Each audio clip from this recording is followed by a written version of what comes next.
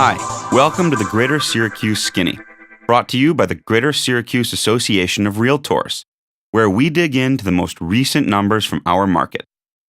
Markets across the nation seem to be back on the recovery track after a brief pause. One of the more encouraging aspects of this renewed recovery is that new construction of single-family homes reached 6-year highs in August, according to the U.S. Commerce Department. Inventory is rising in many neighborhoods as higher prices have motivated more sellers to list. Consumers are finding more listings in their search results than they have in years. Pending sales increased 11.1% from the third quarter of 2013 to 2,144 for the third quarter of this year. Attractive affordability levels, along with other forces, drove purchase agreement levels higher. Especially nowadays, it's important to assess demand by market segment and price bracket. Even though consumers saw fewer results turning up in their home searches, many are finding that the inventory mix is of much higher quality than it has been.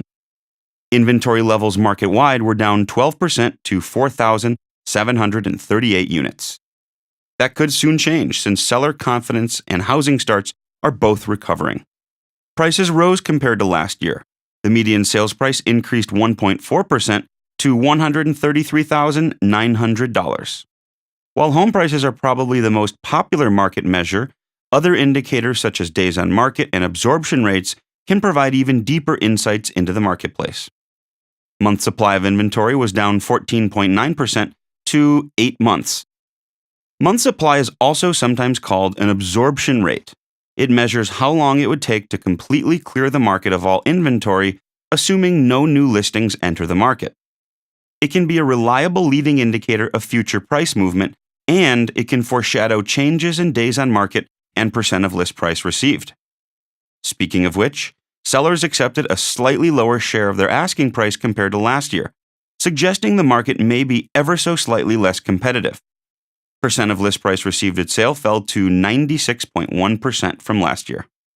The departure of investors from the scene should benefit first-time homebuyers, but student debt and sluggish wage growth have slowed that transition.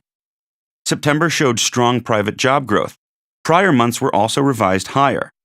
Thankfully, inflation remains tame, partly enabling the Federal Reserve to keep rates low for longer, contrary to the forecasts of almost all economists. That's the Greater Syracuse Skinny for this quarter. Check back next quarter for the latest.